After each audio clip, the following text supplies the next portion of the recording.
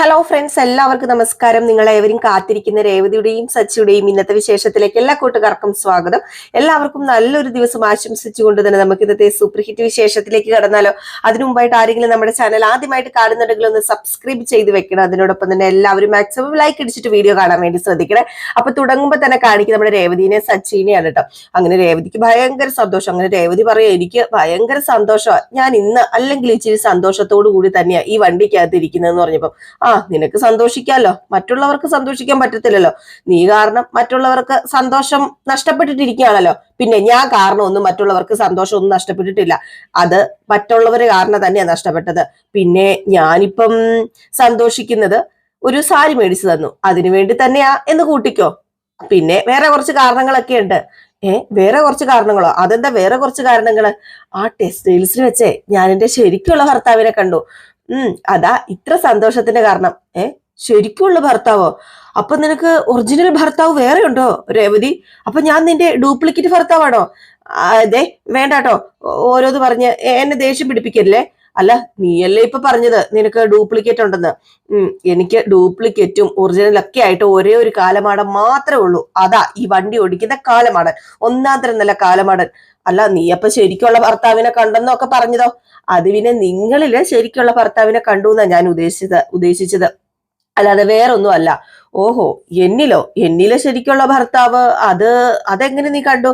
അത് പിന്നെ ആ സെയിൽസ്മാനെ സാരികൾ ഓരോന്നായിട്ട് എന്റെ ദേഹത്തെ എടുത്തു വെച്ചപ്പം നിനക്ക് ദേഷ്യം വന്നില്ലേ? ആര് പറഞ്ഞു എനിക്ക് ദേഷ്യം വന്ന? എനിക്ക് ദേഷ്യമൊന്നും വന്നിട്ടില്ല. ഞാൻ കണ്ടിരുന്നു, വെറുതെ പറയണ്ടാട്ടോ. നിങ്ങളുടെ മുഖമൊക്കെ അപ്പൊ ദേഷ്യം കൊണ്ട് ചുമന്നു തുടുത്തു. പിന്നെ അത് ആ കടയിലെ ചുമന്ന ലൈറ്റിന്റെ പ്രകാശം കൊണ്ട് വന്നതാ. അതൊന്നും അല്ല. എനിക്ക് നന്നായിട്ട് മനസ്സിലായി. ദേഷ്യം വന്നത് കൊണ്ടല്ലേ ആ സെയിൽസ്മാനെ സച്ചേട്ട വഴക്ക് പറഞ്ഞത്. വഴക്ക് പറയുകയും ചെയ്തു, വേറെ എന്തൊക്കെയോ വിളിച്ചു പറഞ്ഞില്ലേ. അത് വഴക്ക് പറഞ്ഞൊന്നുമല്ല, ലേറ്റ് ആയതുകൊണ്ട് ഞാനൊന്ന് ചൂടായതേ ഉള്ളൂ. പിന്നെ നിങ്ങള് അതിന് പരീക്ഷയ്ക്കൊന്നും അല്ലല്ലോ പോകുന്നത്, വീട്ടിലേക്കല്ലേ പോകുന്നത്, അപ്പൊ ലേറ്റ് ആയെന്ന് ഓർത്ത് എന്താ കുഴപ്പം? അതുകൊണ്ടൊന്നും അല്ല വഴക്ക് പറഞ്ഞത്. നിങ്ങൾ വഴക്ക് പറഞ്ഞത് എന്നോട് അയാൾ അങ്ങനെ ചെയ്തത് നിങ്ങൾക്ക് ഇഷ്ടപ്പെട്ടില്ല, അതാ നിങ്ങൾ അങ്ങനെ ചെയ്തത്. എനിക്കറിയാം, എനിക്കെല്ലാം മനസ്സിലായി. എന്ത് പറഞ്ഞാലും അപ്പൊ നിങ്ങൾക്ക് എന്നോട് സ്നേഹവും കരുതലും ഒക്കെ ഉണ്ടല്ലോ. അത് മനസ്സിലായപ്പം എനിക്ക് സന്തോഷമായി. ഇതിപ്പരം എന്താ എനിക്ക് സന്തോഷിക്കാൻ വേണ്ടത്? ഇത് മാത്രം പോരെ സച്ചേട്ടാ എനിക്ക് സന്തോഷിക്കാന്? അതുകൊണ്ട് ഞാൻ അങ്ങ് സന്തോഷിക്കുക. ഞാന് സന്തോഷിക്കട്ടേന്നേ. അല്ല, ഒന്ന് ചിരിക്കും മാഷെ, ഗൗരവത്തോടു കൂടി ഇങ്ങനെ ഇരിക്കേണ്ട കാര്യമുണ്ടോ? പിന്നെ നമ്മൾ ദീപാവലി ആഘോഷിക്കാൻ വേണ്ടി പോവല്ലേ, അപ്പൊ ഇങ്ങനെ മസിൽ പിടിച്ചിരിക്കേണ്ട കാര്യമുണ്ടോ? നമുക്ക് സന്തോഷിക്കണ്ടേ? പിന്നെ സന്തോഷം ഞാൻ എനിക്ക് ഇഷ്ടമല്ലാതെ ഞാൻ വരുന്നത്, അച്ഛന്റെ ഒറ്റൊരു നിർബന്ധ കാരണമാണ് ഞാൻ വരുന്നത്. ചിരിക്ക്, കരയെ, നേരെ നോക്ക്, അങ്ങോട്ട് നോക്ക് എന്നൊക്കെ പറഞ്ഞു ഓരോ കണ്ടീഷൻ വെക്കാൻ, നീ അവിടെ മിണ്ടാതിരിക്കാൻ നോക്കാൻ പറഞ്ഞപ്പോഴത്തേക്കും നമ്മുടെ രേവതി പറഞ്ഞു, മിണ്ടാതെയൊക്കെ ഇരിക്കാം, എങ്കിലും എനിക്ക് സന്തോഷായിട്ടോ, അതെനിക്ക് പ്രകടിപ്പിക്കണ്ടേ? ഞാൻ ചിരിക്കും, ചിലപ്പോ ഞാൻ ഓടിച്ചാടി മറിയും. നീ ഓടിച്ചാടുവോ മറിയോ എന്ത് വേണമെങ്കിലും ചെയ്യാൻ പറയാ. ഏതായാലും അപ്പോഴാണ് പെട്ടെന്ന് വേറൊരു കാറ് വന്ന് ഇവരുടെ വണ്ടിയുടെ ഫ്രണ്ടിലേക്ക് അങ്ങ് നിന്നത് കേട്ടോ. സച്ചി 2-3 ഓൺ അടിച്ചു, പക്ഷെ ആ കാർ അവിടെ നിന്ന് പോയില്ല. ആ കാറിൽ നിന്ന് കുറച്ച് ഗുണ്ടകൾ ഇറങ്ങി വരിക. എന്നിട്ട് പറഞ്ഞു, കാറിൽ നിന്ന് പുറത്തിറങ്ങടാ, നിന്നോടല്ലേടാ പറഞ്ഞത് കാറിൽ നിന്ന് പുറത്തിറങ്ങാന്, ഇറങ്ങി വാടാന്ന് പറഞ്ഞു. സച്ചിയല്ലേ, സച്ചി അങ്ങോട്ട് ഇറങ്ങി ചെന്നില്ലേ, സച്ചിക്ക് കലി വന്നിട്ടോ. ഏടാ പോടാന്നൊക്കെ ഒന്നും അറിയത്തില്ലാത്ത ആൾക്കാർ വിളിച്ചു പറയുമ്പോഴത്തേക്ക് ദേഷ്യം വരാതിരിക്കുവോ? അങ്ങനെ സച്ചി ഇറങ്ങി ചെന്നിട്ട്, എന്തിനാ കാറ് കുറുകെ ഇട്ടത്, നിങ്ങൾക്ക് എന്താ വേണ്ടത്? അപ്പോഴത്തേക്കും അടിക്കാൻ വേണ്ടി സച്ചി എന്നപ്പോഴത്തേക്കും രേവതി പറഞ്ഞു, വേണ്ട സച്ചേട്ടാ, വീട് സച്ചേട്ടാ, നിനക്ക് എന്നെ മനസ്സിലായില്ലേ? 1-2 തവണ നേരി കണ്ടിട്ടുണ്ട് നമ്മള്. മനസ്സിലായി. ഇത് ആ ഫൈനാൻസറുടെ ആൾക്കാരല്ലേ നിങ്ങളൊക്കെ? അതെ, അപ്പൊ മനസ്സിലായല്ലേ? നീ വാടക അടയ്ക്കുന്നില്ലല്ലോ, അതുകൊണ്ട് കാറ് പിടിച്ചെടുത്തോണ്ട് പോകാൻ വേണ്ടി ഞങ്ങളോട് ബോസ് പറഞ്ഞു, അതുകൊണ്ടാ ഞങ്ങൾ വന്നതെന്ന് പറഞ്ഞു. വാടക കൊടുത്തില്ലെന്നോ? ഒരാഴ്ച വാടക കൊടുത്തില്ലെന്ന് പറഞ്ഞുകൊണ്ട് കാർ എന്തിനാ കൊണ്ടുപോകുന്നത്? കാറ് കൊണ്ടുപോകും, ഒരാഴ്ച വാടക കൊടുത്തില്ലല്ലോ. അതുകൊണ്ട് ബോസ് പറഞ്ഞു വാടക കൊടുക്കാത്ത ഈ കാർ പിടിച്ചോണ്ട് എല്ലാരും, അതുകൊണ്ട് ഞങ്ങൾ ഇത് കൊണ്ടുപോകും. വിടറാ, കാറ് തൊട്ട് പോകരുത്. ഞാൻ എന്റെ ഭാര്യനെയും കൂട്ടി ഇപ്പം എന്റെ ഭാര്യ വീട്ടിലേക്ക് പോവുക, അതൊക്കെ കഴിഞ്ഞിട്ട് വന്ന് ഞങ്ങള് വാടക കൊടുത്തേക്കാം. അതൊന്നും പറ്റില്ല സച്ചി, ഞങ്ങള് വന്നത് ഈ കാർ എടുക്കാനാ. ഈ കാർ എടുക്കാൻ വന്നെങ്കിൽ ഞങ്ങൾ എടുത്തിരിക്കും. പിന്നെ വാടക കൊടുത്തില്ല എന്ന് പറയുന്നത് ഒരു കാരണം മാത്രമാ. പിന്നെ നീ കാണിച്ചു കൂട്ടിയത് എന്താണെന്നൊക്കെ അറിയാലോ. നീ ബോസിന്റെ ദേഹത്ത് കൈവച്ചില്ലേ, പിന്നെ അദ്ദേഹം എന്തിനാടാ കാർ ഓടിക്കാൻ തരുന്നത്? അന്നേ നിനക്ക് ബോസ് പണി തരേണ്ടതായിരുന്നു, കുറച്ച് വൈകി പോയെന്ന് മാത്രമേ ഉള്ളൂ. അതുകൊണ്ട് ഇത് പലിശയോ അല്ലെങ്കിൽ പിന്നെ വാടകയോ തരാത്തത് കൊണ്ടൊന്നുമല്ല.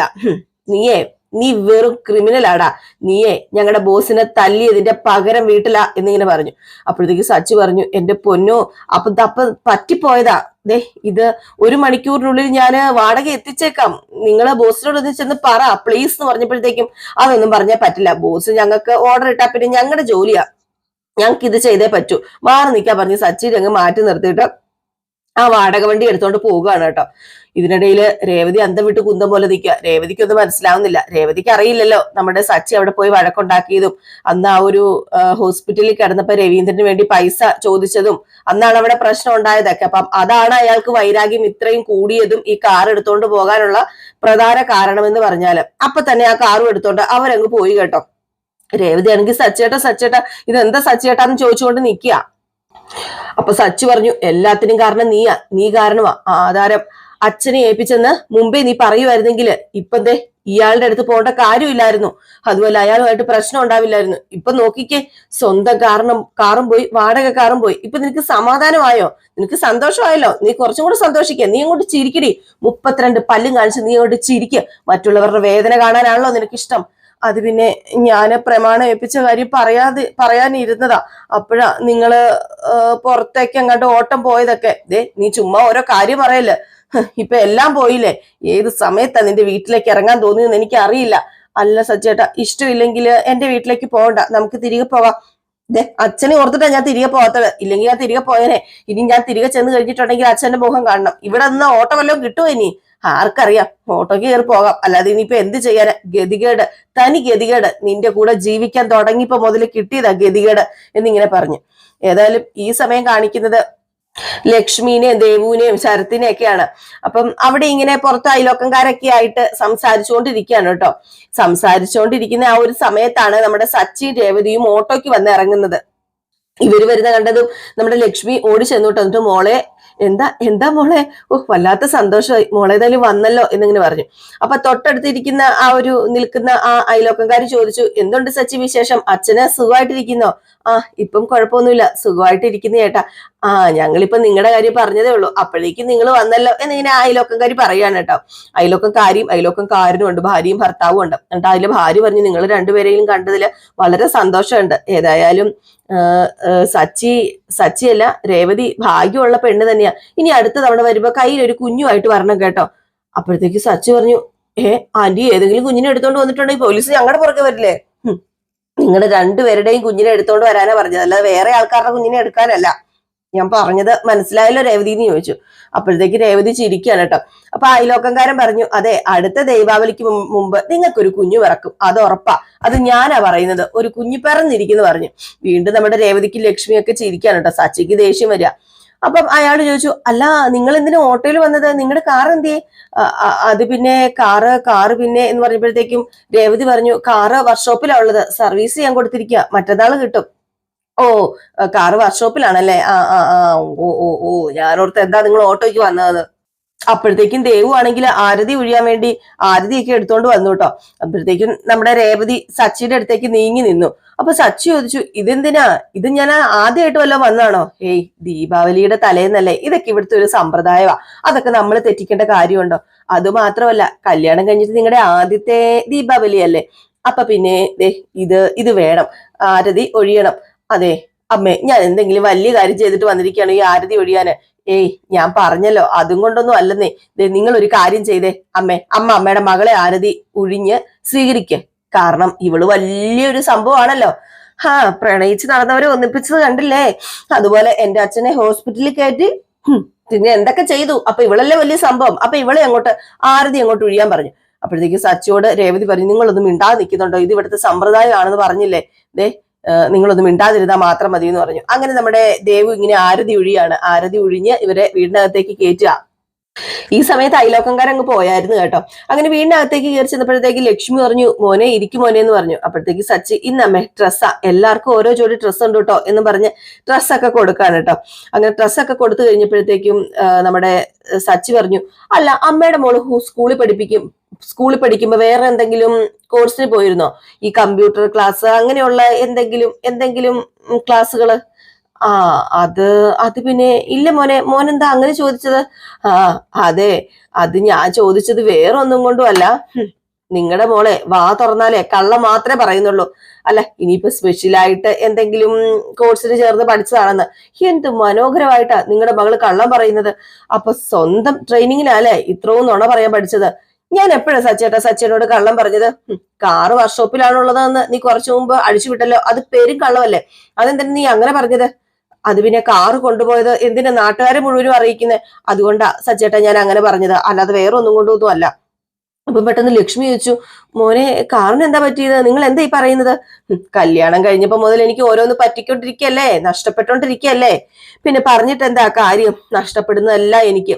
ആദ്യം സ്വന്തം കാറ് പോയി, ഇപ്പൊ എന്തേ വാടക കാറും പോയി. ഇനിയിപ്പം അതിനെക്കുറിച്ചൊന്നും പറഞ്ഞിട്ട് ഒരു കാര്യമില്ല, പോയത് പോയി. ചെറിയൊരു വഴക്ക്, ചെറിയൊരു പ്രശ്നം ഉണ്ടായി, അത് തന്നെയാ കാരണം. ആധാരം അച്ഛന്റെ കയ്യിൽ കൊടുത്ത കാര്യം ഇവള് മുമ്പേ പറഞ്ഞിരുന്നെങ്കിലേ ഇങ്ങനെയൊന്നും സംഭവിക്കില്ലായിരുന്നമ്മേ. ഇപ്പൊ എന്റെ കാറും എന്റെ കയ്യിൽ ഇരുന്നേനെ, വാടക കാറും എന്റെ കയ്യിൽ ഇരുന്നേനെ. അയാളുടെ ഒക്കെ മുന്നിൽ പോയിട്ട് എനിക്ക് തല കുനിച്ച് നിൽക്കേണ്ടി വന്നു. ഇതുവരെ ഈ സച്ചി ആരുടെയും മുമ്പിൽ തല കുനിച്ച് നിന്നിട്ടില്ല. അപ്പൊ രേവതി പറഞ്ഞു, എന്തിനാ ഇപ്പൊ അതൊക്കെ ഓർത്ത് വിഷമിക്കുന്നത്? വാടക കാശ് കൊടുത്താലേ കാർ അദ്ദേഹം തിരികെ തരില്ലേ? അമ്മേ സംസാരിച്ച് നിൽക്കാതെ സച്ചേട്ടന് കുടിക്കാൻ ചായ ഇട്ട് കൊടുക്ക്, വന്നതല്ലേ ഉള്ളൂ കേറി എന്നിങ്ങനെ പറഞ്ഞു. അപ്പൊ ലക്ഷ്മി പറഞ്ഞു, ശരി ഞാനെന്നാ ചായ ഇടാൻ പോവാന്ന് പറഞ്ഞു. അപ്പോഴത്തേക്കും ശരത്ത് അവിടെ നിൽക്കുക. ശരത്തിനോട് പറഞ്ഞു രേവതി, നീ മാർക്കറ്റിൽ പോയി ചിക്കനും കുറച്ച് മീനൊക്കെ മേടിച്ചിട്ട് വാന്ന് പറഞ്ഞ് രേവതി പറഞ്ഞു വിട്ടു കേട്ടോ. അപ്പോഴത്തേക്കും നമ്മുടെ സച്ചിയോട് രേവതി പറഞ്ഞു, പുറത്തേക്ക് വന്നാൽ എനിക്കൊരു കാര്യം പറയണമെന്ന് പറഞ്ഞു. എന്ത് കാര്യം നിനക്ക് പറയാനുള്ളത്? പുറത്തേക്ക് വാ, ഞാനൊരു കാര്യം പറയട്ടെ എന്ന് പറഞ്ഞ് കൈ പിടിച്ചപ്പോഴത്തേക്കും വീട് എന്റെ ദേഹത്ത് തൊട്ട് കളിക്കൊന്നും വേണ്ട, ഞാൻ വരാന്ന് പറഞ്ഞു. അങ്ങനെ പതിയെ നമ്മുടെ രേവതിയുടെ അടുത്തേക്ക് സച്ചി ചെല്ലുകയാണ്. അങ്ങനെ വെളിയിൽ ചെന്ന് കഴിഞ്ഞപ്പോഴത്തേക്ക് രേവതി പറഞ്ഞു, വന്ന ഉടനെ എന്തിനാ എല്ലാവരുടെയും മുമ്പിൽ വെച്ച് എന്നെ കളിയാക്കിയത്? ഇതാണോ കാര്യം പറയുന്നത്? ദേ നോക്ക്, ഞാനൊരു കാര്യം പറയാം. ചിലരെയൊക്കെ വിശ്വസിച്ച് പോയതാ എനിക്ക് പറ്റിയ ഏറ്റവും വലിയ തെറ്റ്. ഞാൻ മനസ്സറിഞ്ഞ് ഒരു തെറ്റും ചെയ്തിട്ടില്ല. നിങ്ങൾക്ക് എന്നെ കളിയാക്കുകയും കുറ്റപ്പെടുത്തുകയൊക്കെ ചെയ്യണമെങ്കിലേ അത് നമ്മുടെ വീട്ടിൽ ചെന്നിട്ടാകാം. ഇവിടെ വെച്ച് പറയേണ്ട കാര്യമുണ്ടോ? അമ്മേനെയും ശരത്തിനെയും ദേവുവിനെയും ഒക്കെ വേദനിപ്പിക്കേണ്ട കാര്യമുണ്ടോ? അവര് ഇതൊക്കെ അറിയേണ്ട കാര്യമുണ്ടോ? പിന്നെ ഞാൻ പറയാനുള്ളത് എവിടെ വെച്ചാണെങ്കിലും പറയും രേവതി. അതെ, നമ്മൾ വന്നതിന്റെ സന്തോഷത്തില ഇവിടെയുള്ള എല്ലാവരും. അത് പ്ലീസ് നിങ്ങളായിട്ട് കെടുത്തരുത്. അവർക്ക് ഇതൊക്കെ കാണുന്നതല്ലേ ഒരു സന്തോഷം, നല്ലൊരു ദിവസമല്ലേ, സന്തോഷത്തോടെ ആഘോഷിക്കേണ്ട ദിവസം. അപ്പൊ നമ്മൾ ആഘോഷിക്കുക തന്നെയല്ലേ ചെയ്യേണ്ടത്. എന്റെ അമ്മയുടെയും അനിയത്തിയുടെയും അനിയന്റെ ഒക്കെ സന്തോഷം ഇപ്പൊ ആരുടെ കയ്യിലാണെന്നോ? അത് നിങ്ങളുടെ കയ്യിലാ. ആ ഒരു ഓർമ്മ നിങ്ങൾക്ക് വേണം. എന്റെ സന്തോഷം നിങ്ങൾ നോക്കണ്ട, അവരുടെ സന്തോഷം നോക്കിയാൽ മതി. പിന്നെ മര്യാദയ്ക്ക് നീ നടന്നിരുന്നെങ്കിൽ ഇപ്പൊ നിന്റെ അമ്മയ്ക്കും അനിയത്തിക്കൊന്നും ഇങ്ങനത്തെ പ്രശ്നമൊന്നും നേരിടേണ്ടി വരില്ലല്ലോ. ഞാൻ മര്യാദയ്ക്ക് തന്നെയാണ് നടന്നത്, ഇനിയും മര്യാദയ്ക്ക് നടക്കാൻ പോകുന്നത്. ഇനിയിപ്പം ഈ പ്രശ്നമൊന്നും ഊതിപ്പെരിപ്പിച്ച് വലുതാക്കണ്ട. ബാ അകത്തേക്ക് ബാ. അതെ നീ നിക്ക്, ഞാന് പുറത്തു വരെ ഒന്ന് പോവാ. അതെ എന്റെ മനസ്സ് അത്രയ്ക്ക് ശരിയല്ല, ഞാൻ ആ ഫിനാൻഷ്യറിനെ ഒന്ന് പോയി കണ്ടിട്ട് വരാം. ദീപാവലി കഴിഞ്ഞിട്ട് അദ്ദേഹത്തെ പോയി കണ്ടാ പോരെ? ഇപ്പൊ എടുത്തു ചാടി അങ്ങോട്ടേക്ക് പോകേണ്ട കാര്യമുണ്ടോ? എനിക്ക് ഇപ്പൊ തന്നെ പോയി സംസാരിക്കണം. ഒരാഴ്ചത്തെ വാടകയല്ലേ കൊടുക്കാനുള്ളൂ, അത് കൊടുത്തു കഴിഞ്ഞിട്ടുണ്ടെങ്കിൽ കാറ് തിരികെ തരുമെന്ന് നോക്കണം. അങ്ങനെ കാറ് തിരികെ കിട്ടുമെങ്കിലേ കൊണ്ടുവരണം. ഇനിയിപ്പൊ തിരിച്ച് വീട്ടിൽ പോകുമ്പോ കാറില്ലെങ്കിൽ അത് അച്ഛന് വിഷമാവും. അല്ല സച്ചിട്ട് നടന്നാണോ പോകുന്നത്? നടന്നാ പോകുന്നത്. എനിക്ക് 2 കാലുണ്ടല്ലോ, പിന്നെ എനിക്ക് നടക്കത്തില്ലേ? ബസ് സ്റ്റോപ്പ് വരെ നടന്നു പൊക്കോളാം ഞാൻ. സച്ചേട്ടാ ഞാൻ പറഞ്ഞൊന്നും മറക്കരുത് കേട്ടോ സച്ചേട്ടാ. നീ എന്താ പറഞ്ഞതിന്? അത് വേറൊന്നുമല്ല, ഈ വീട്ടിലുള്ളവരുടെ സന്തോഷം നിങ്ങളുടെ കയ്യിലായിരിക്കുന്നതെന്ന്, അത് നിങ്ങൾ തല്ലിക്കെടുത്തരുതെന്ന്. കേട്ടു ഞാന്, പോവാ എന്ന് പറഞ്ഞ് സച്ചി അങ്ങ് പോവാണ് കേട്ടോ. രേവതി അവിടെ നിൽക്കുകയാണ്. അങ്ങനെ ചായയൊക്കെ ആയിട്ട് വന്നപ്പോഴത്തേക്ക് സച്ചിനെ കണ്ടില്ല. അപ്പൊ ലക്ഷ്മി ചോദിച്ചു, മോള് സച്ചി ഇവിടെ? അത് പിന്നെ ഫിനാൻസറിനെ കാണാൻ പോയതാ. ഇപ്പം പൈസ കൊണ്ട് കൊടുത്തിട്ട് ഏതായാലും വാടകക്കാർ എടുത്തോണ്ട് വരണം, അതിനുവേണ്ടി പോയതാ. അല്ല മോള് പറഞ്ഞില്ലേ നിങ്ങളുടെ വഴക്കൊക്കെ മാറിയെന്ന്, എന്നിട്ട് നിങ്ങളുടെ സംസാരത്തിലൊന്നും ദേഷ്യം വന്നിട്ട് അത് അതിരൂക്ഷമായല്ലോ, അത് ശരിയല്ലല്ലോ മോളെ. അതൊക്കെ വിട്, അമ്മയൊന്നും ഉണ്ടാക്കാൻ തുടങ്ങിയില്ലോ. ബാ നമുക്ക് ഒരുമിച്ച് പോയി ഉണ്ടാക്കാം, ദേഷ്യം വരും പോകും, സച്ചേട്ടന്റെ സ്വഭാവം അറിയാവുന്നതല്ലേ. ബാ നമുക്ക് അടുക്കള കയറാന്നൊക്കെ പറഞ്ഞ് നേരെ നമ്മുടെ ലക്ഷ്മീനെ വിളിച്ചോണ്ട് അടുക്കളയിലേക്ക് പോകണം. ഇതേ സമയം കാണിക്കുന്ന സീൻ എന്ന് പറഞ്ഞാല് നമ്മുടെ സച്ചി ഫിനാൻസറിനെ കാണാൻ വേണ്ടി അങ്ങ് ചെന്ന് കേട്ടോ. അപ്പോഴത്തേക്കും അവിടെ നമ്മുടെ സച്ചിയുടെ കാറ് കിടക്കുന്ന കണ്ടത് സച്ചി ആ കാറിലേക്ക് നോക്കി പതുക്കെ ഇങ്ങനെ പിടിക്കാണ് കേട്ടോ. സ്വന്തം കാറോ പോയി, പിന്നെ ഉണ്ടായിരുന്നത് കൂട്ടായിട്ട് ഈ വാടകക്കാർ മാത്രമാണ്. അപ്പൊ ആ കാറ് കണ്ടപ്പോഴത്തേക്ക് ഇമോഷണൽ ആയിട്ട് പുള്ളിക്കാരനൊന്ന് തകർന്നു പോയി കേട്ടോ. എന്നിട്ട് ആ കാറിന് ഇങ്ങനെ പതുക്കെ തലോടിക്കൊണ്ട് നിൽക്കുകയാണ്. അങ്ങനെ കാറിൽ തലോടിക്കൊണ്ട് നിന്ന് ഇങ്ങനെ വിഷമിക്കുമ്പോഴത്തേക്കും പെട്ടെന്ന് ഫൈനാൻസറിന്റെ കുറച്ച് ഗുണ്ടകൾ വരികയാണ്. ഗുണ്ടകൾ വന്നിട്ട്, ദേ കാട് തടവുന്ന എന്തിനാടാ, മാറി നിക്കടാ.